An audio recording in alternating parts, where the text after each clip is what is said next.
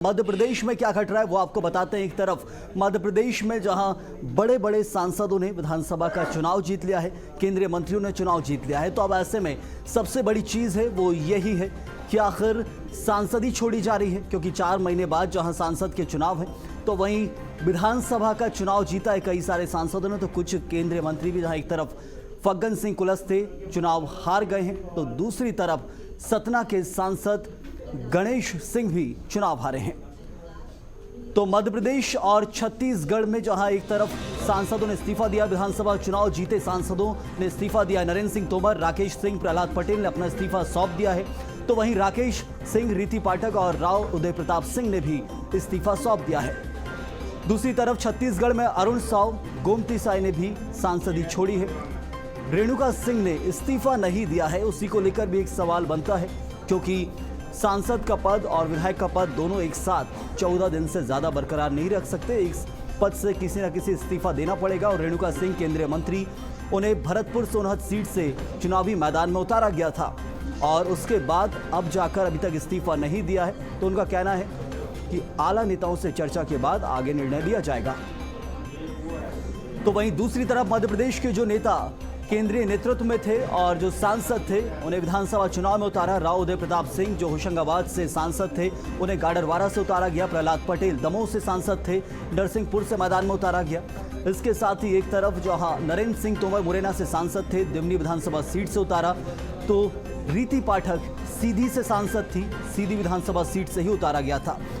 तो इसी के साथ अब जहां सांसद से इस्तीफा दे दिया है सांसदी से, और अब विधायक का पद बरकरार है।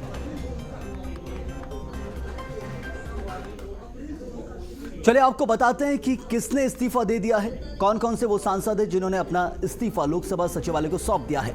नरेंद्र सिंह तोमर ने इस्तीफा सौंप दिया है, विधानसभा चुनाव जीते हैं दिमनी विधानसभा सीट से 24,000 से ज्यादा वोटों से। तो वहीं रीति पाठक ने भी जहां सीधी लोकसभा सीट से इस्तीफा सौंप दिया है, अब सीधी की विधायक है रीति पाठक। राव उदय प्रताप सिंह गाडरवारा से विधानसभा चुनाव जीते हैं, होशंगाबाद से सांसद थे, अब इस्तीफा सौंप दिया है और अब गाडरवारा विधायक है राव उदय प्रताप सिंह। तो जबलपुर से सांसद राकेश सिंह थे जिन्होंने जबलपुर पश्चिम से विधानसभा चुनाव जीता और अपना इस्तीफा सौंप दिया है। प्रहलाद पटेल नरसिंहपुर से विधानसभा चुनाव जीते हैं, दमोह से सांसद थे, अब इस्तीफा सौंप दिया है। पहली बार विधानसभा का चुनाव लड़ा और जीते भी हैं। तो अरुण साव भी बिलासपुर से सांसद थे, इस्तीफा सौंपा है, लोरमी विधानसभा से विधानसभा चुनाव जीता है। हालांकि छत्तीसगढ़ से केंद्रीय राज्य मंत्री और नवनिर्वाचित विधायक रेणुका सिंह ने अभी तक इस्तीफा नहीं दिया है। जब उनसे इस बारे में पूछा गया तो उनका कहना है कि अभी दिल्ली के लिए निकल रही हूं, इस्तीफा देने के लिए पार्टी संगठन जो तय करेगा मैं वही करूंगी।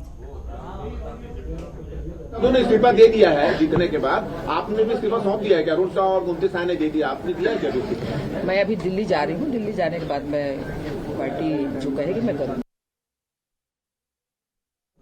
2 सांसद तो मध्य प्रदेश और छत्तीसगढ़ के अंदर जो है, एक तरफ मध्य प्रदेश में जो सांसद विधानसभा चुनाव में उतारे गए उन्होंने अपनी सांसदी से इस्तीफा सौंप दिया है। छत्तीसगढ़ के अंदर भी अरुण साव ने अपना इस्तीफा सौंप दिया है, सांसदी से बिलासपुर सांसदी छोड़ दी है और अब लोरमी विधानसभा से विधानसभा का चुनाव जीता, अब वो विधायक हैं। तो वहीं रेणुका सिंह भी सांसद थी, लेकिन अब भरतपुर सोनहत विधानसभा सीट से विधानसभा का चुनाव जीता है, लेकिन सांसदी छोड़ने को लेकर उनका कहना है कि दिल्ली के लिए रवाना हो रही हूँ, वहाँ केंद्रीय नेतृत्व जो निर्णय करेगा कि विधानसभा का चुनाव बरकरार रखना है या सांसदी बरकरार रखना, उसके बाद वो निर्णय लेंगी। लेकिन सवाल ये कि इतना वक्त क्यों निर्णय लेने में लग रहा है रेणुका सिंह को, क्योंकि 4 महीने बाद ही लोकसभा के चुनाव है और विधानसभा के चुनाव में पार्टी ने उतारा है। तो इससे समझा जा सकता है कि इस वक्त छत्तीसगढ़ की सत्ता ज़्यादा ज़रूरी है।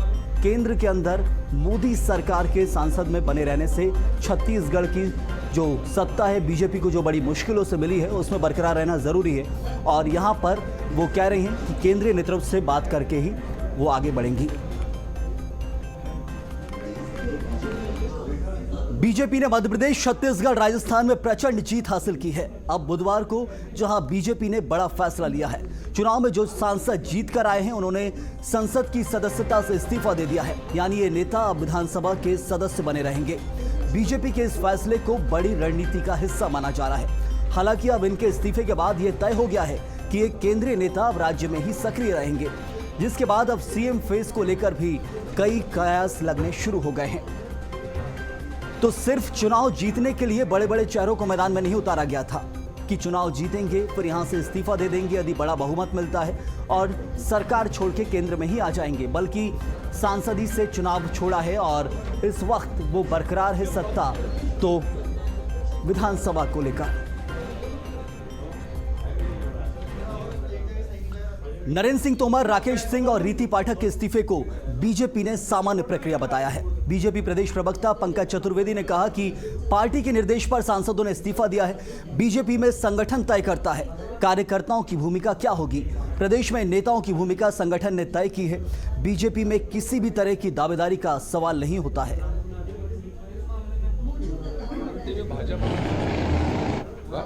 और हम सब जानते हैं कि जो प्रक्रिया है उसमें 14 दिन के भीतर आपको निर्णय करना पड़ता है कि आप किस सदन में रहेंगे। तो भारतीय जनता पार्टी के निर्देश पर जो भी हमारे नवनिर्वाचित विधायक थे, जो सांसद भी थे, उन्होंने तय किया कि वो इस प्रदेश की विधानसभा का सदस्य रहेंगे। जहां तक मुख्यमंत्री पद का विषय है तो संगठन तय करेगा कि कौन मध्य प्रदेश के मुख्यमंत्री पद को सुशोभित करेगा। दावेदारी जैसे विषय भारतीय जनता पार्टी में नहीं होते। और चलिए इसी खबर पर विस्तार से चर्चा भी करेंगे। हमारे संवाददाता मध्य प्रदेश, छत्तीसगढ़ दोनों राज्यों से जुड़े हैं। भोपाल से प्रखर जैन और रायपुर से शिखर देवांगन हमारे साथ हैं। शिखर, सबसे पहले आपके पास, मध्य प्रदेश में तो सभी सांसदों ने इस्तीफा लगभग सौंप दिया है। केंद्रीय नेतृत्व को, लोकसभा सचिवालय को जो सांसदी है वो छोड़ दी है और अब इस वक्त विधायक का पद बरकरार है। तो वहीं जहां छत्तीसगढ़ के अंदर अरुण साव ने इस्तीफा सौंपा है, लेकिन रेणुका सिंह कह रही हैं कि वो दिल्ली जाएंगे, उसके बाद निर्णय लेंगे। आखिर क्या कुछ कारण है सबसे पहले इसका कि दिल्ली जाने के बाद निर्णय लेना पड़ रहा है?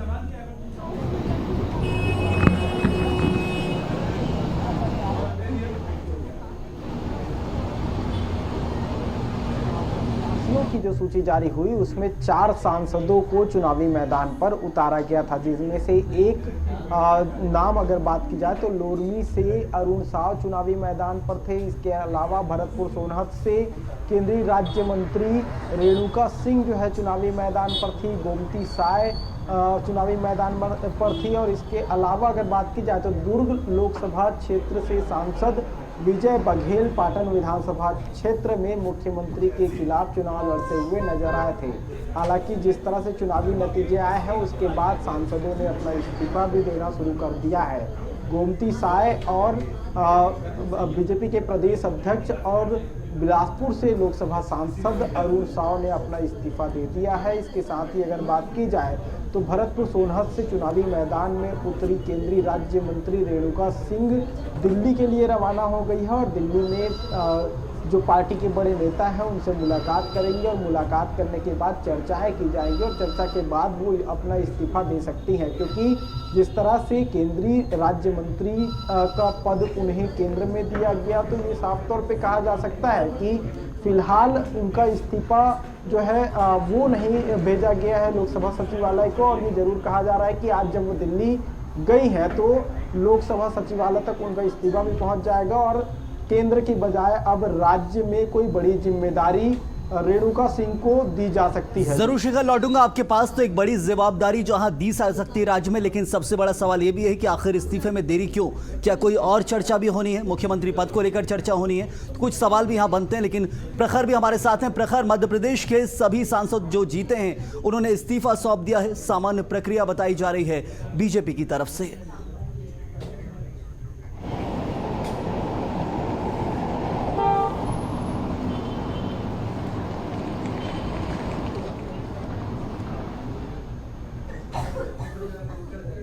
तो प्रखर, लौटूंगा आपके पास। इस वक्त संपर्क में समस्या लग रही है, लेकिन मेरे साथ यहाँ 2 प्रवक्ता, एक वक्त जहां बीजेपी और कांग्रेस से जुड़े हैं, बीजेपी से दुर्गेश केशवानी हैं तो कांग्रेस से स्वदेश शर्मा हमारे साथ जुड़े हुए हैं।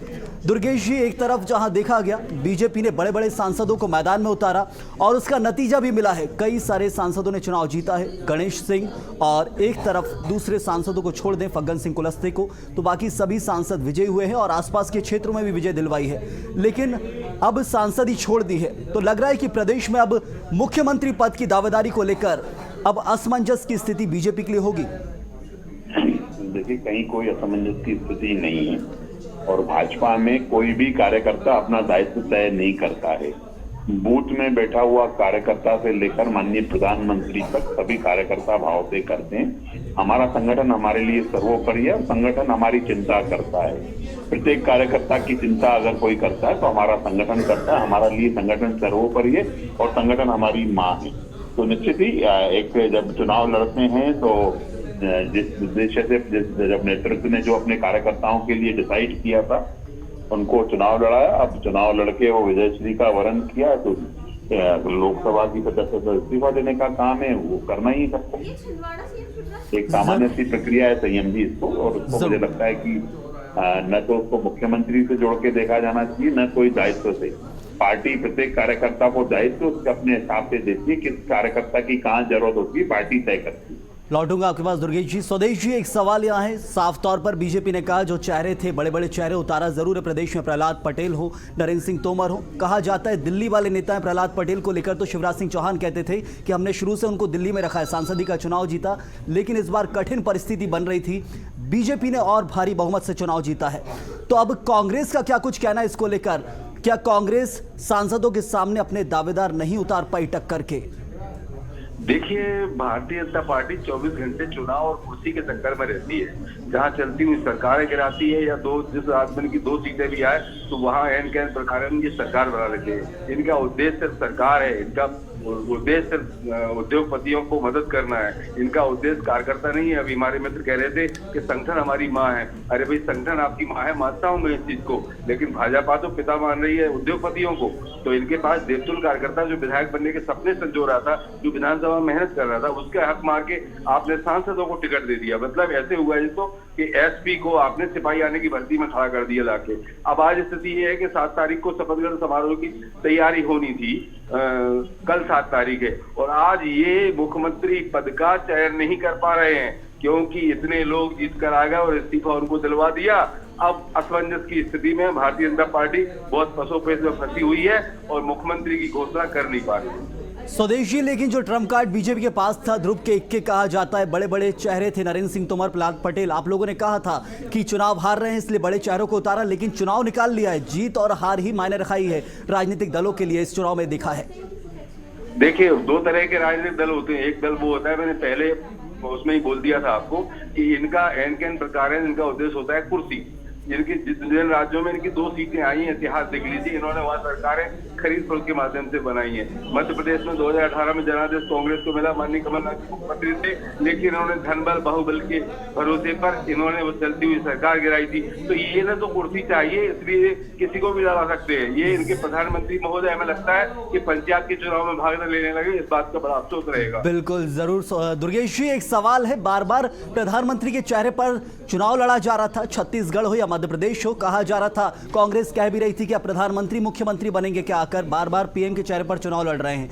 तो अब लग रहा है कि बड़े चेहरे उतारे, चुनाव जीत लिया है, लाडली बहना जैसी बड़ी योजना लाकर चुनाव जीता है, लेकिन इन सब से अब मध्य प्रदेश के अंदर मुख्यमंत्री पद हो या फिर दूसरे पदों को लेकर संघर्ष बढ़ेगा, क्योंकि बड़े नेता उतारे तो हैं, लेकिन अब संघर्ष भी है, बड़े नेता आमने सामने भी हैं। देखिए, संघर्ष और ये कंपटीशन, तख्तावाद, ये सब कांग्रेस की शब्दावली है। इन शब्दावली की भाजपा में कहीं कोई स्थान नहीं है। हमारे कांग्रेस के प्रवक्ता साथी खिसियानी बिल्ली खंबा नोचे की स्थिति में खड़े हैं।